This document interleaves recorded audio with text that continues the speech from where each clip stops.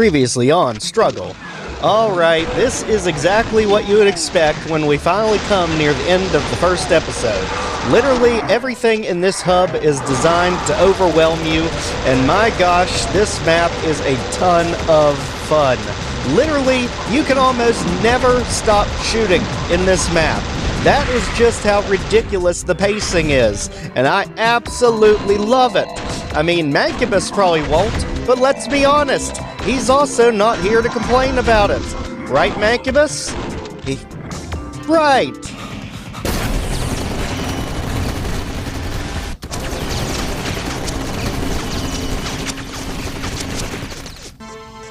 Welcome back to Legendary ML Games. I'm your host, Joe. Today we are tackling the penultimate map of Episode 1 by Antaresian 31 using a music track Overturned Desert from Digimon Battle Online. And my gosh, do we have one heck of a penultimate map this time around. You know, I am so used to everything just being 32 maps now that I think it's been a long time since we actually had a true episodic format series. And the fact that this is the penultimate map for something that is absolutely over the top about its weaponry should give you a perfect idea of just how insane this map is going to get. So, let's go ahead and clear out the forest. As you can see, we have finally moved away temporarily from the tech bases. If you're getting a little bit of tech-based fatigue there in the last few episodes. And I'll tell you, I absolutely love the change of scenery.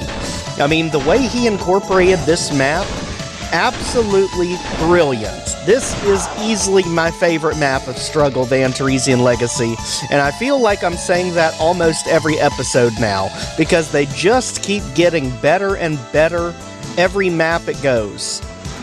I have never seen a series that has literally been this consistent all the way through. I mean, you don't even have to wait until my review at the end of the series on whether you should play this or not.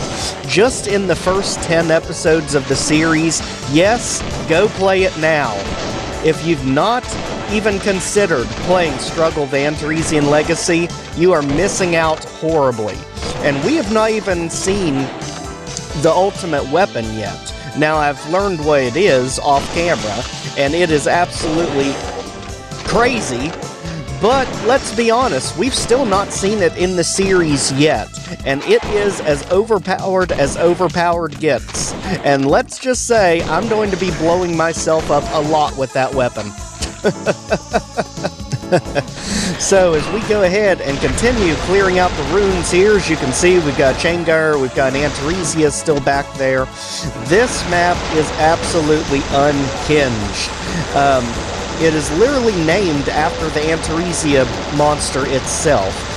Cerulean Ophidians is literally blue snake creatures, literally perfectly describing the Antaresia custom monster. So if the level is literally named after you, you better believe there's going to be a lot of them in this map.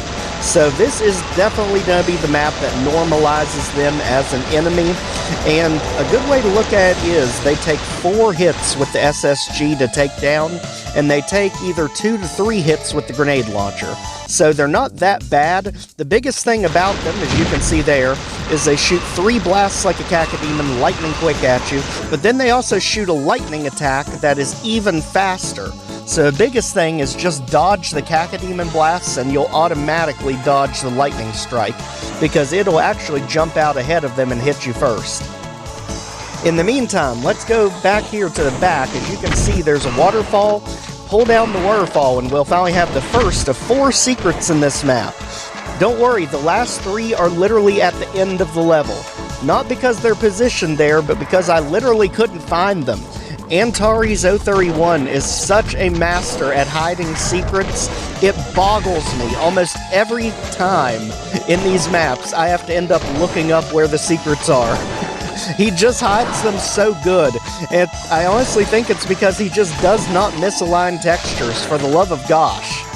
Anything that you have to pull down, or that should be obvious, is rarely ever obvious, because he does such a great job just connecting the scenery in these maps. So, as you can see here, we are just about through with the central dig site, cavern, whatever we want to call it. And as long as we can make sure nothing's going to come up behind us, let's go ahead and dig on in, because we already cleared out the other side. Now let's go ahead and pinch in the Hell Knight.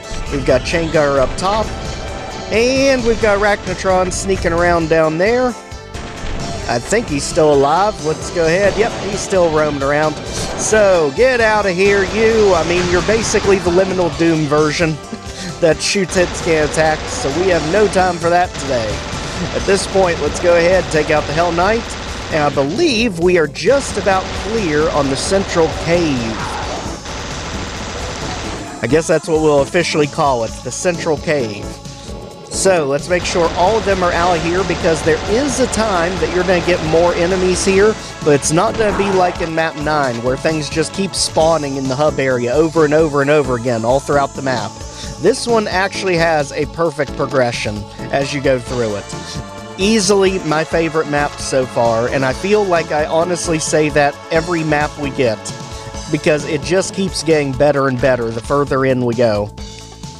So let's go ahead, now that we're up here, as you can see, we can platform across, but we can't really do much with it yet, because the real platforming in this section doesn't come until the end, and it's very easy, so none of this is really required. I am discovering this the hard way, as it's literally a dead end. However, it did give time for a Cacodemon to literally just about fall on top of my face, so that wasn't great. In the meantime, let's go ahead out this way, and now let's make our way into the rune. Why do I call it a rune? I mean, just look at the odd color and the different theme going on in here. We have a red key door, and we also have one section that we actually can go into down below. But you can see the ominous presence here. Everything just feels different, and be careful down here, because you've got the Cacodemons in the middle, but you've also got shotgun soldiers that pop up on all four corners whenever you're down here too long. I have not been able to figure out if it was actually a line def trigger, or if it's just how many ticks you're down here, because I can never really force them to pop up at any given time. So, let's go ahead and make sure we've got all items before we unleash even more heck on ourselves, because you know we're going to as soon as we hit that switch. Make sure to take out the Revenant that's creeping up behind us as soon as we hit that switch. And now we can go ahead, bombard the Cacodemons and the Antaresia. I mean, this is his map. He is the star of the show today. So expect a lot more. Back here is to be the Memories of Spectre, aka the computer area map. And what that switch we hit did was it lowered the golden Baron pillars throughout the map. So that makes it to where we can finally progress this way, where the Antaresia was, on this side that had the Baron blocking your path. So down here in the runes, now you see it's gone. So we can continue on, and this room is pretty nasty. And it's pretty nasty because the things it gets filled with are just designed to punish you. I mean, we've literally got a meatball hanging around back in the very back of the room. We've got hit scanners on every corner of this room. And we end up getting an Archvile here eventually. Luckily, not now. So go ahead, clear out everything, take advantage of whatever you can, but be ready because the nastiest part of this room is about to get exposed, and you'll absolutely want the grenade launcher for this. As you can see, there is another red key section here.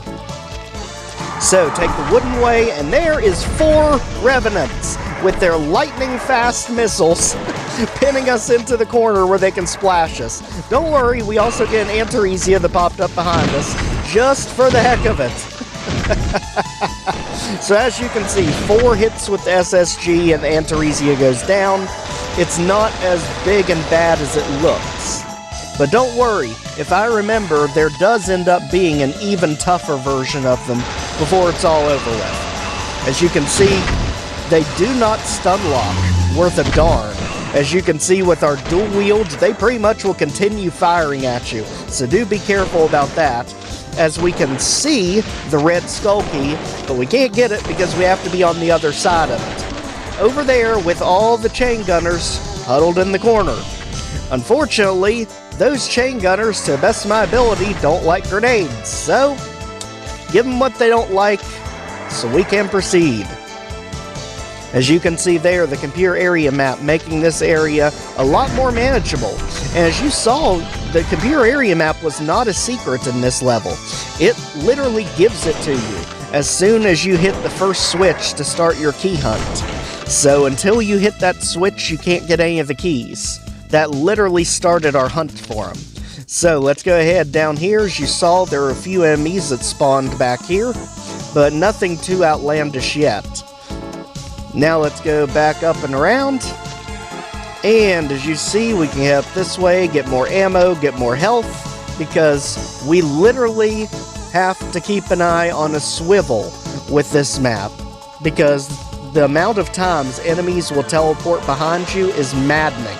So let's proceed. As you can see, right there is our assault rifle, aka the plasma rifle on steroids. So let's quickly grab it, run back, take out the Hell Knight, and here come 4 more Antaresia for your viewing pleasure.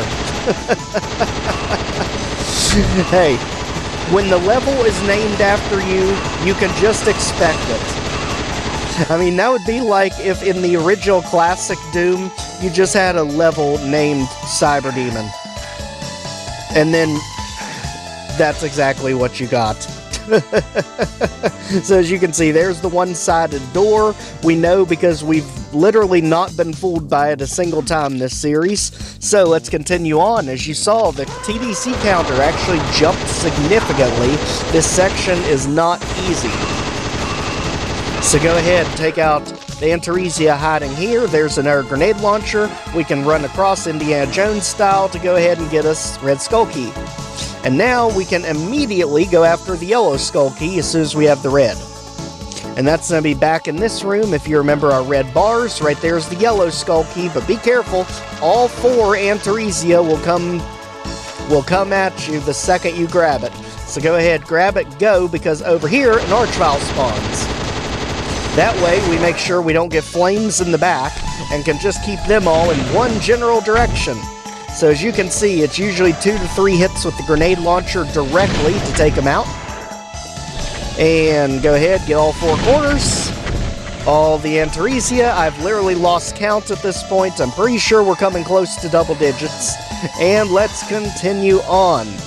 As you can see, we still get more revenants for our troubles. Pretty much anytime you grab a key, things are going to spawn in. That's the best way to think of it. And now as we go ahead and make sure this area is skeleton free all over, thank you, sheesh, we can go ahead to this red door. And here's an old friend, the Aphriest is back. You know, the thing that went down lightning quick the first time we fought it? Yeah, really haven't figured out how those things can ever be dangerous, but daggone it, they try. As we go ahead down here, take all this out and literally huddle ourselves into a corner. Be careful of the Mancubus up top, but at least down here you have plenty of cover to take them out. Just have to watch out for all the pinkies and specters coming in from down below. Otherwise, you can literally just endlessly pot shot them until they stop moving. As you can see here, this is where we're going to end up getting the blue skull key.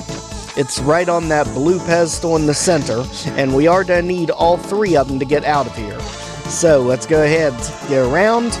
Even though these barren paintings are enticing, none of them open or do anything, so you don't have to worry about it. Instead, we have to worry about everyone's favorite enemies. And it's not you two, Antares. Though if you would kindly leave, we could show them right there. We've got the meatballs, and we've got the meatballs literally right on top of us. So use them as a bridge to go ahead and get down here so we can get more ammo in case we need it. Take out the Lost Souls, as you can see there.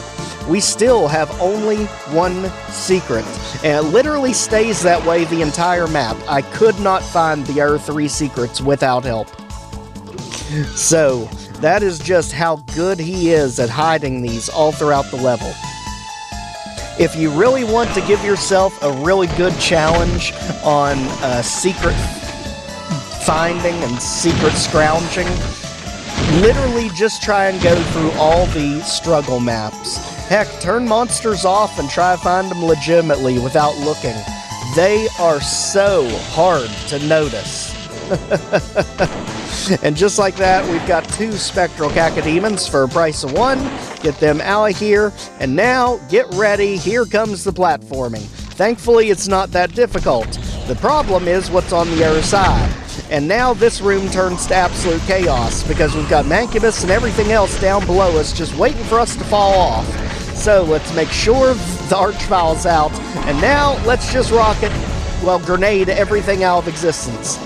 Because this area literally is full of the enemies that can take hits. Literally, Revenants, Mancubus, we've got Cacodemons, Archviles, you got Aethria, Antaresia, you've got literally everything down here. Just get them out, and once we have this area locked down, we can continue on. But don't worry, you don't have to do any platforming shenanigans. The bridge raised, so we can literally go right back up. Now we can head across, and across again. This will get us to the other side, but be careful because we've got heavy resistance over on this side. As you can see, you don't go that way. It's actually a secret to get to that soul sphere, which again, we don't get till the very end, because daggone it, it's right in front of us. Do you see it? The secret to get the soul sphere is literally right in front of us. Shouldn't it be obvious? Again, this is literally how well he hides things. It is sickening. But literally, the secret is right there on the wall. So let's go ahead and take out the Archvile that's back here before he causes any trouble. Completely ignore the secret that's obviously right there beside us. I'm sure nobody missed it but me. As we go ahead, get all the goodies, and as soon as we get this switch, all heck is gonna break loose. That TDC counter went as far as it's gonna go. This is the final showdown. Let's go ahead, whatever we do, get that meatball out of here, get everything else over here, so that we can take everything at once. Because guarding the exit was some Aethrius, now they're mixed in with everything else. So, let's just funnel them all through this tiny doorway. Instead of jumping in the mosh pit with literally almost every enemy in the game. Let's just sit back here, comfortably throw grenades until the end of time. That way the Aethrius will just run right into it. The Mancubus, the Revenants, everything's just to run right into our blast. Then we can run out and actually corral all the Antaresia that's down here. I think there's 4 or 5 of them. It is literally nuts, as you can see the blue visage of Atlantis literally just spreading all throughout the map up top. I think it is amazing how he blended the 2 colors there. As we go ahead to get the Antaresia out of here, and just like that, I believe we are good, because once you cross that threshold, the map is done. You can see there's 3 more enemies, but I'm sure we're going to get to them going to the secrets. So, let's head back. It's most likely enemies that teleport in that we just didn't notice, like the Revenant here, out of here, and probably something really silly the further we go on. I'm sure it's nothing big or anything to worry about. Yep, right there they are, 2 pinkies. So, now that that's taken care of, let's go ahead and figure out where these secrets are that we've been missing. Now that we have all kills. So, the first one we want to go after is to draw us back this way as we go ahead, regroup ourselves so we know what we're doing at the very beginning of the map. So here we are, right where the map started, so you can get a good feel for where these secrets are. The first one is up here by the yellow door, and see if you notice this, it's a tiny little path to the left before you did the platforming. Over there, Soul Sphere.